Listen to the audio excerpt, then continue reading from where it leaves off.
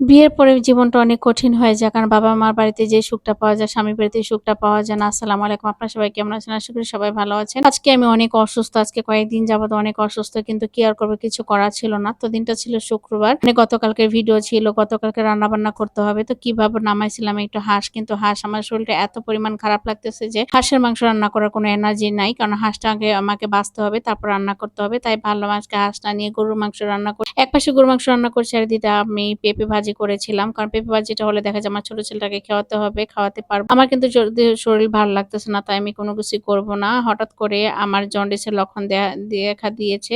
আর সবকিছুতে কোনো কাজে মন বসতেছে না। শরীরটা পুরা খারাপ লাগতেছে, হাত-পা ব্যথা করতেছে, জ্বর আসতেছে। এরকম অবস্থা দেখেন আপনারা আমার ফেস দেখলে বুঝতে পারবেন যে আমি কতটা অসুস্থ হয়ে গেছি। কোনো কাজ করতে ভালো লাগে না। সবকিছু নিয়েই নিজেকে দিশেহারা করে ফেলতেছি। একটু বসে থাকতে পারি না। কারণ বসে থাকতে বাচ্চাদের রান্না-বান্না করে খাওয়াতে হবে। আপনাদের ভাইয়া আসবে। আমার কিন্তু একটা আউট হেল্পিং হ্যান্ড বলতে শুধু খালা রান্না-বান্না করতে পারে না।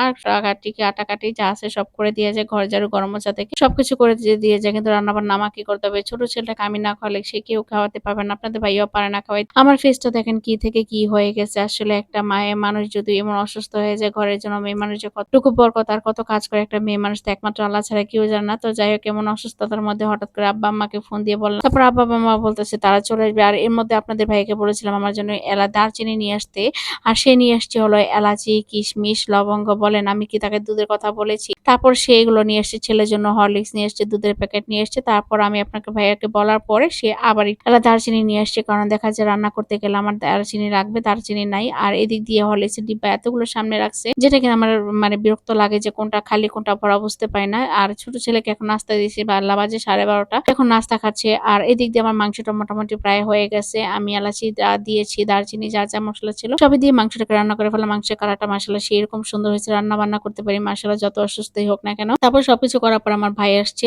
আমার এই অসুস্থতা শুনে আমার ভাই চলে আসছে। ভাই আসার পরে নিয়ে আসলো মা বাড়ি থেকে একটা দেখলাম বাদাম দিয়ে দিয়েছে। আসলে মা এরকমই হয়। মায়ের ভালোবাসা অন্যরকম জানে। আমার ছেলেরা বাদাম খেতে পছন্দ করে। তাই এরকম বাদামগুলো দিয়েছে। এরকম প্যাকেট ভর্তি বাদাম খেতে আমার কিন্তু ভালো লাগে। কিন্তু দুঃখের বিষয় আমার এখন প্রচুর পরিমাণ গ্যাস যার জন্য এখন পারি না। আর বাড়ি থেকে একটা কাঁঠাল দিয়েছিল। আমি ছোট-মোটো কাঁঠাল খেতে খুব পছন্দ করি। আর এই বছর আমি ভালো কাঁঠাল খেতে পারি না দেখে আব্বা এখন কতদিন পর কাঁঠাল কিনে পাঠায় দেয়। ২ টা গাছের পেয়ারাও দিয়েছিল। আমার গাছের এই পেয়ারা খেতে খুব মজা লাগে। তো যাই হোক সবকিছু শেষ করে বিকালও হয়ে গেল। তো আব্বা চলে আসবে শুনছি আমার অসুস্থতায় এই বৃষ্টির মধ্যে করে আব্বা চলে আসবে, মা আসবে দেখতে। থাকবে না তাদেরকে বলছে আপনারা থাকেন। তো আর কিছু করার নাই। তার জন্য আব্বা যেহেতু নুডলস খেতে পছন্দ করে আব্বার জন্য একটু নুডলস রান্না করে দিব। কারণ আমার যেহেতু জন্ডিসের অবস্থা খারাপ তা আব্বা একটা আপাকে নিয়ে আসবে। সে আমাকে একটু কানের মধ্যে কি একটা মেডিসিন দিবে যেন আমার জন্ডিসটা ভালো হয়ে যায়। যদি জন্ডিস থাকে তাহলে হয়ে যাবে। তো আমি এদিক দিয়ে আর তারা আসতেছে একটু নুডলস রান্না করে ফেলতেছি।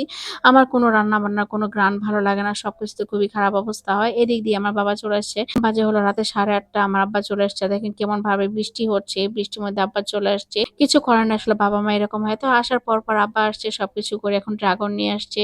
আর মুড়িটা আপনাদের ভাইয়া নিয়ে এসেছিল, চিনি নিয়ে এসেছিল রাতে। সবকিছু গোছগাছ করার পরে এখন আব্বা চলে যাবে। আসলে এটাই হলো নিয়ম। কতবার বলতেছি যে আপনারা থাকেন, তারা থাকবে না। আসলো আর গেল। মনে হয় ১ ঘন্টার মতো আমার বাসায় ছিল। আমার কাজ-টাজ করে আমার বাপ-মা চলে গেল। সবাই দোয়া করবেন আমার বাবা-মার জন্য। আজকের মতো এখানে আসসালামু আলাইকুম।